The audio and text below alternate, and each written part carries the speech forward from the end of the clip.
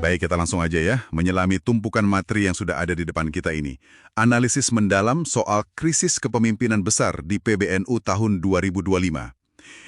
Ini bukan sekedar perebutan jabatan biasa kan? Misi kita di sini adalah membedah inti masalahnya.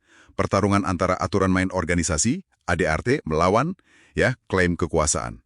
Kita akan lihat gimana sebuah deklarasi tengah malam di hotel bisa menantang konstitusi organisasi raksasa. Oke, mari kita bongkar ini. Betul sekali. Apa yang menarik di sini tuh sebetulnya adanya dua narasi besar ya, yang saling berhadapan. Dua narasi ya? Iya. Di satu sisi ada yang kita sebut kelompok keramat. Nah, mereka ini yang memegang teguh ADART dan kepemimpinan sah Ketua Umum Gus Yahya. Oke. Di sisi lain ada kelompok sultan.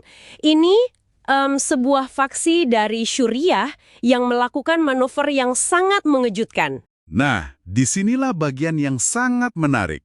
Analisis Anda kan menyoroti kalau tindakan kelompok Sultan ini yang memecat ketua umum dan menunjuk PJ di Hotel Sultan itu cacat secara prosedur. Betul, cacat total.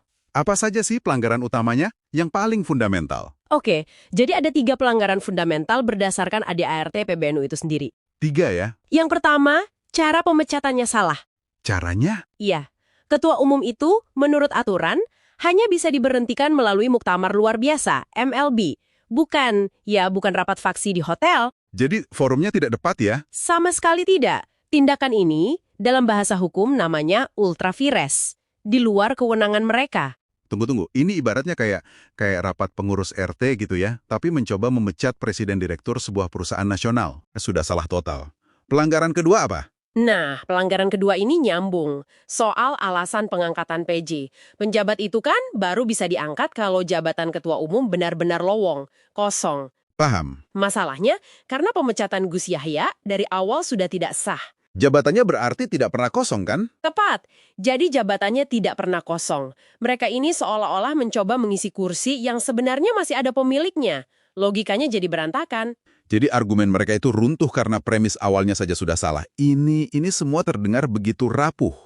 Saya jadi penasaran, sebenarnya berapa banyak sih dukungan di balik manuver ini? Justru itu poin ketiga. Dan ini soal angka. Angka, oke. Keputusan krusial ini hanya diambil oleh 19 orang dari total 53 anggota Syuriah. 19 dari 53. Betul. Kalau dihitung, itu kan cuma sekitar 35%. Iya. Ini suara minoritas yang mengklaim mewakili keseluruhan. Jadi ini bukan suara mayoritas sama sekali. Jauh dari mayoritas. Oke, aturannya jelas dilanggar. Tapi saya coba berpikir dari sisi mereka ya. Iya. Mungkin mereka merasa punya semacam otoritas moral yang lebih tinggi dari sekedar aturan tertulis. Mungkin itu justifikasi mereka. Nah, Anda menyentuh jantung persoalannya. Itu narasi yang mereka coba bangun. Tapi disinilah letak bahayanya. Bahayanya gimana? Ini jadi pertarungan tentang jiwa organisasi itu sendiri. Apakah NU akan dijalankan berdasarkan konstitusi yang disepakati bersama, yaitu ADART, atau berdasarkan klaim supremasi moral dari sebuah faksi untuk membenarkan pelanggaran aturan? Tepat. Dan penting juga dicatat ada benteng hukum lain. Kepengurusan resmi Gus Yahya itu kan diakui oleh negara lewat SK Kemenkumham. Iya. Ada legalitas formal dari negara. Betul. Itu menjadi benteng hukum pertama melawan manuver tersebut.